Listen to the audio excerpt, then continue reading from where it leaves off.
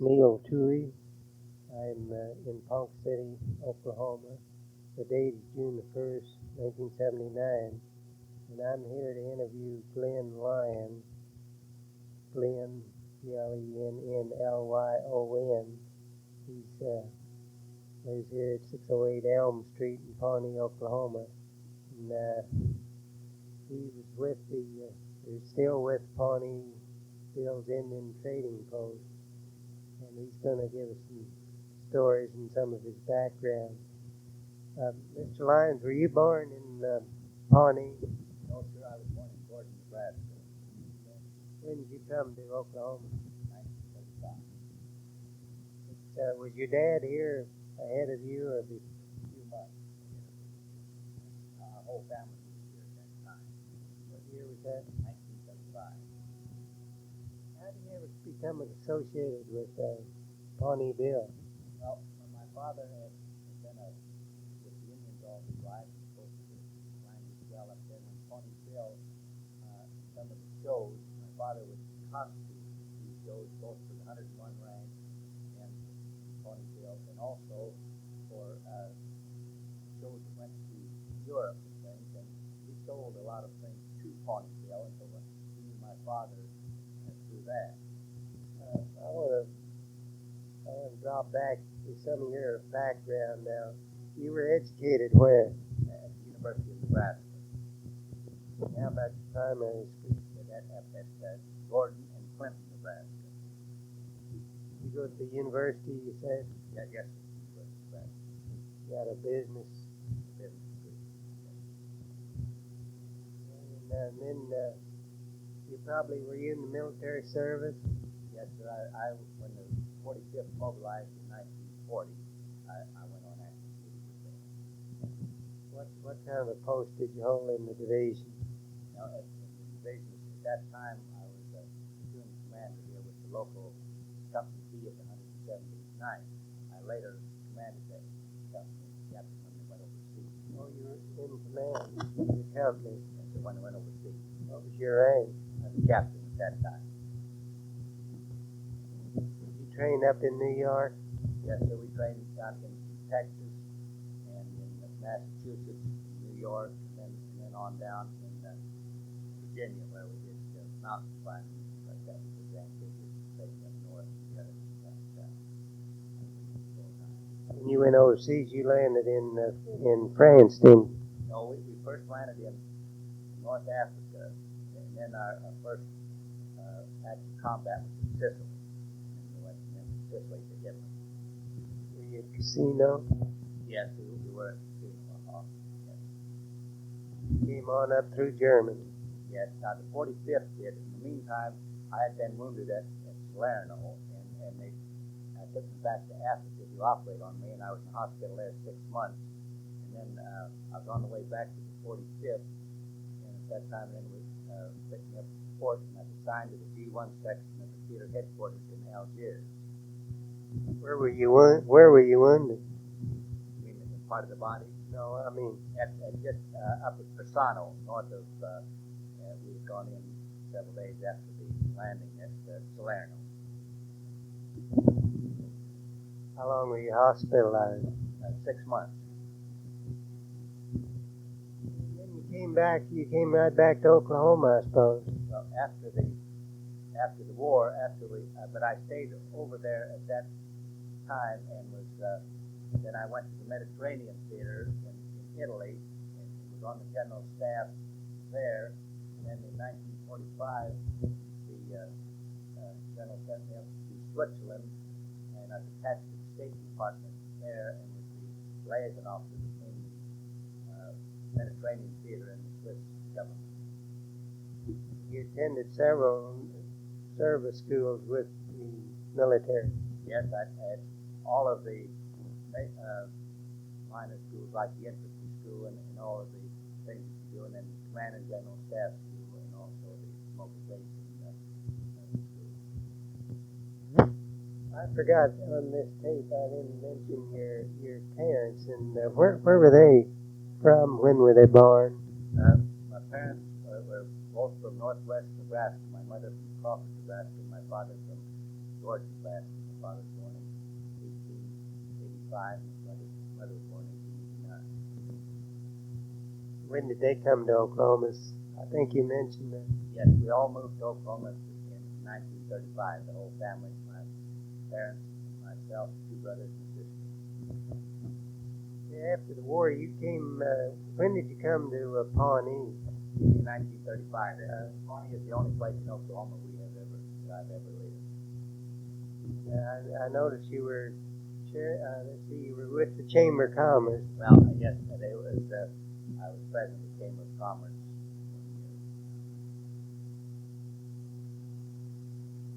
You're on the bank here too, on the directors. Yes, I was the First National Bank, which is the largest bank in one county.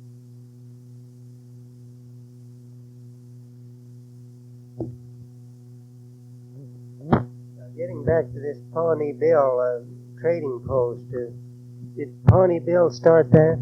Yes, Pawnee Bill started that in 1929. He wanted to give the Indians around here something to do, and he also wanted to preserve their artifacts. And so he built what was known as Old Town, about 2 miles west of Pawnee, on part of his Buffalo Ranch. And he set up an amphitheater there, and they held rodeos, and the city played baseball out there, and they had all kinds of show acts in the various shows, like his own show and things. Entertainment out there at all times. Wonder when he built that mansion or that big home out there. Yes, he built the home in 1908, and just after he retired, built it. He entertained a lot of famous people there. Yes, lots of movie stars and the people from the state here, like Lou Wentz and Frank Phillips, were all personal friends of his, and Bill Rogers and they all came in and spent quite a lot of time in his ranch. I saw one room, they said Buffalo Bill had stayed there. See, he and Buffalo Bill were partners in business for quite a number of years, and Buffalo Bill at one time went up there quite a lot. They actually stayed there. Yes, that's correct. True story. That's just verified. Did you remember Pawnee Bill? Yes, I remember him very well. That was why my father formed his partnership with him in 1935, and we all worked there at the trading post at that time, and so we spent our years saw Pawnee Bill every day. How do you remember him as what type of person? Well, he was. He wasn't aloof, was he? No, he was a very friendly person, and he was a showman and enjoyed being around people, and then there, and I decided like he played to many times he was going to be afraid to things while take him to saddle in his horse and just play all around. So I was with him quite a lot on that basis also. Well, but not so. He was elected. He was elected as chief of the tribe. He was known as the white monkey of the tribe, but a young man he had been an interpreter out here for the Indians when the Indians spoke English, and then he was known as the white chief of the Pawnee. The name stands out in my mind because my father graduated with Pawnee Bill, Gordon Lilly, in Bloomington, Illinois. And they went to school together, and they both taught school.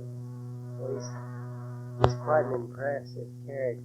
Well, that's quite a coincidence, I think, that your father would have gone to school with him, and that my father was then a partner of his. I think that's very interesting. My father took my brother, and they had the buffalo dinner at that ranch. Yes, they had. He always had buffalo meat there all the time. Whenever they'd have any dignitaries in the city, Oklahoma City or Tulsa, or the oil convention or something, they would have buffalo barbecues over here, and all those people over, and they put on Indian dance shows for them and that type of thing. And out of the Old Town section, they always served buffalo meat there every day of the year. We had 6 headed buffalo out there, not buffalo right across from the Old Town section. As well as the herders. He lived pretty well, but where did he get his money? Well, Basically, his first money was from the show business where he made his investment. He owned a lot of land around here, and he was had farms and ranches, but he also was an officer in the Arkansas Valley ranch here and in Pawnee, and so he was a very well-to-do man in his own right, basically, because and he had some oil, land too. His basic money came from the show business, and then these other things. He was a very astute businessman, and his money grew all the time. Well, yeah, he was. He never got in the movies, though, did he? Well, yes, even out here on the place. I mean, they were more movie shorts and things, but they made out here on his place. They made quite a number of movies out here and things, and more newsreels and that type of thing. But they made the actual movies out here. But he was in more newsreel type of things, short. But he never went to Hollywood. He always did things out here on the ranch.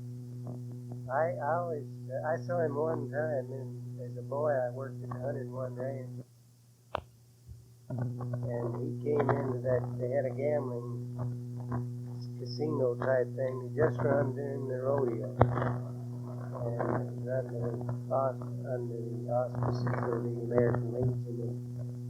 But it was on the 101 Ranch, and Pawnee Bill came in there, and he had on his buckskin, his big hat, and those high boots. I saw him gambling there, playing roulette. Yes, he enjoyed all that thing and being around the people. And of course, that's as far as the show business is concerned. That's one place he got his start taking Indians with 101 Ranch show. He played that part of the family.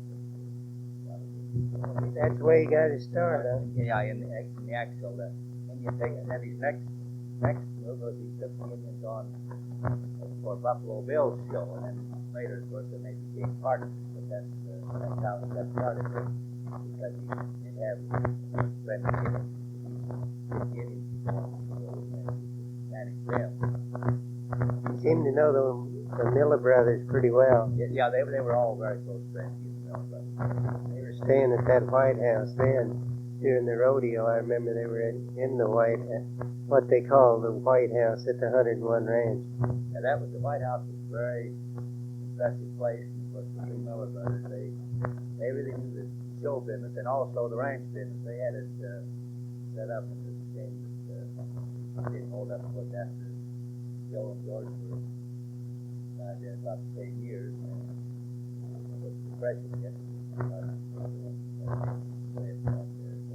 I understand the father started that and leased the land from the Cherokees. Is that right? I don't know. Father started it. I don't know whether the Cherokees had that land or not. But it was Indian land.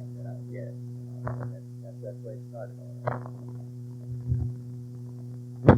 Now, this Pawnee Bill's trading post is still in existence and operated by you. Is that right? Yes. Now, the original trading post was burned in 1944, and it was all out on the highway, and all of us boys were overseas. My father could not rebuild that because he could not get the materials. That was the intention. So when we came home, we all decided we would go into the wholesale business, and which we have done since, and the business still continues. But it's wholesale now. Do you ship quite a bit of merchandise out of the state? Well, yes. Now there isn't any state union that we don't sell to, or any major theme parks like the Six Flags, the Disney, and all of the national parks like Yellowstone, Glacier, and that type of thing. Any place where they want genuine Indian items, we sell every state. There's quite a few forms. Sell anything to Shepherd's, Western stores? Yes, we sell a number of items. Not a lot because they're more Western than they are Indian, but they have several things that fit into their line that we sell to all of their stores. I suppose that's how you became interested in the Chamber of Commerce. Yes, that's we've always been interested in all the civic things and making Pawnee better. Now we don't sell anything here, but we're very interested in making the town a better town. And so I have been as Chamber of Commerce. My brother has also been. We try to make it a better town to live in.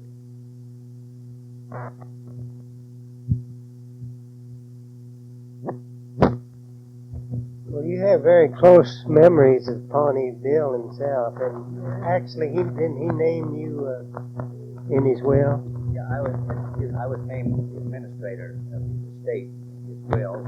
But it happened in the meantime, the war came along, and so I left him. And my younger brother, who was not at that time, he named him as the alternate. And he had, anytime he was called up, he was up in the field to come home on the weekend, so he actually handled the estate. When did he die? Do you remember approximately? Yes, Pawnee Bill died in February the 3rd, 1942.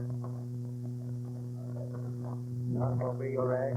No, his wife was killed in an automobile wreck in 1936 in a car that several of the women in the state were all gold inside, in a gold colored car that they gave him on his 50th wedding anniversary.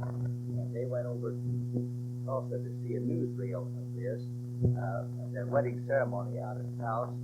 Bill Isley lived in Tulsa and owned all the theaters at that time, asked him over to see this newsreel. And he was the father of Jennifer Jones. But on their way home, they had this wreck, and his brother just lived a few days after that. Pawnee Bill died in 1942.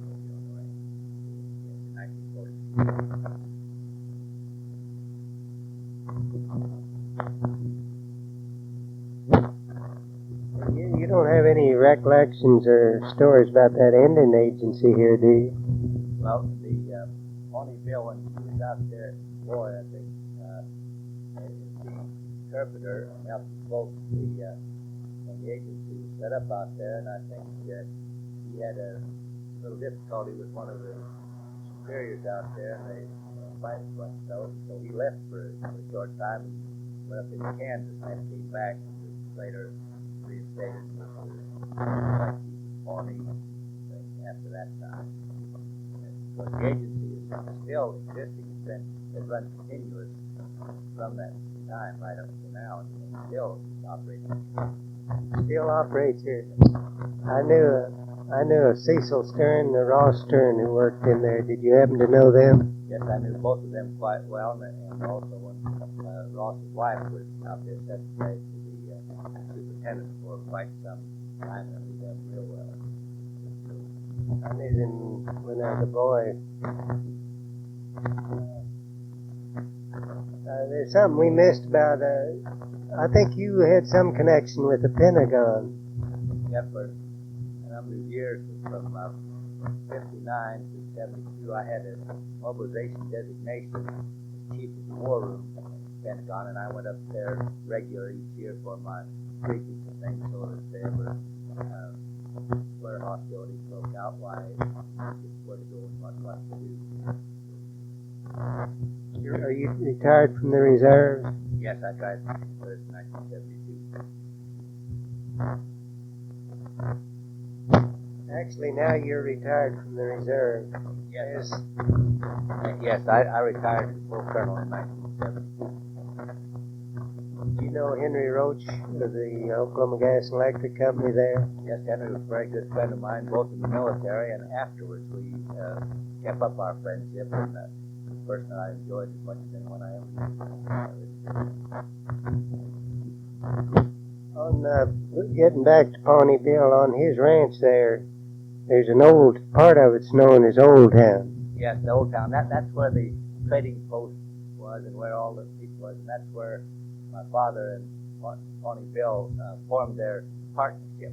Pawnee Bill was more of a showman, and he had all of the entertainment things going on around there. But when he wanted to set up the museum and also the Indian part of the trading post, my father was more knowledgeable than that. So Pawnee Bill bought out my father's curio store, moved down in, and they were equal partners. My father had charge of the trading post.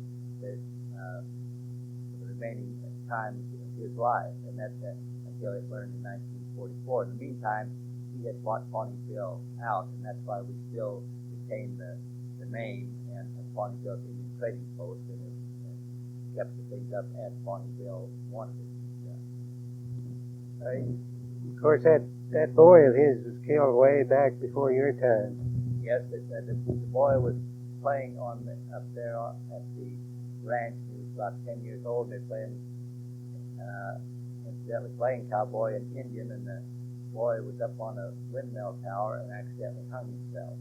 And so that was one thing that Pawnee Bill and his wife, neither one ever got over. The fact is, up in the mansion, one of the rooms today, his little Billy, as they call him, his playroom is still just like he left it. They've never changed it.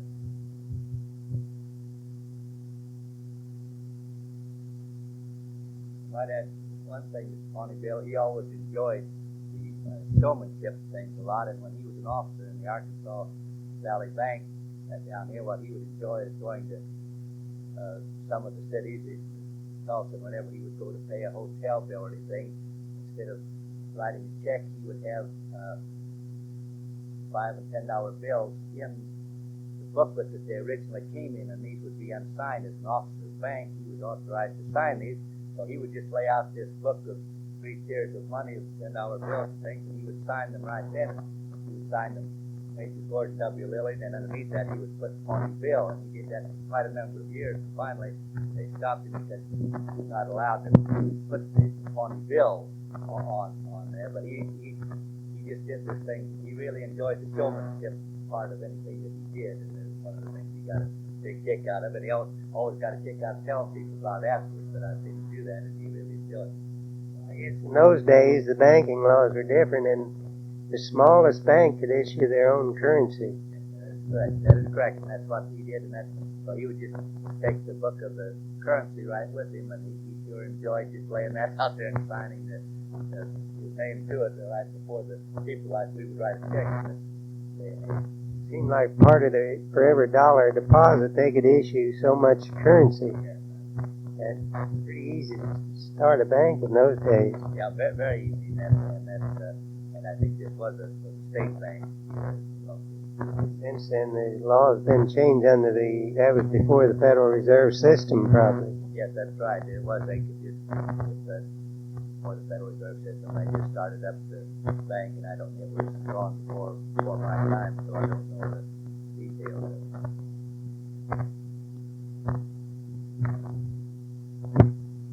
Actually, getting back to those bills he was signing, that was actually U.S. currency, wasn't it? Yes, that was actual currency, and it would be good as currency today. My father was a collector of coins and stamps and things, and through another banker, he was able to purchase 2 of these bills, and they're still attached to one another. And shows Gordon W. Lilly and Pawnee Bill signed them. Of course, now they're worth a little more than the face value, but they still could be used as actual currency. You don't have any idea what the value would be, estimate? No, I don't. We've had some pretty good offers on them, but since we were my father's, why we've never wanted to part with them, so we just always kept them in his collection. You ever want to part with one? See me. Thank you. We'll do that. I think since your father started out with him teaching school, you ought to be entitled to as much as anyone I know of. I know they're priceless. I've even tried to get some of these broncs that were put out by the 101 Ranch. When you pay ahead of time, they give you a coin, a brass coin. They call them broncs. They're worth a quarter a piece up.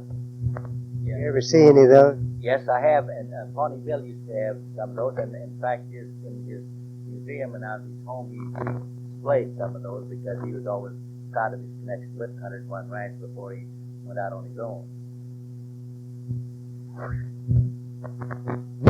I hear quite a few conflicting stories about Pawnee Bill and his generosity. Was he a civic-minded man?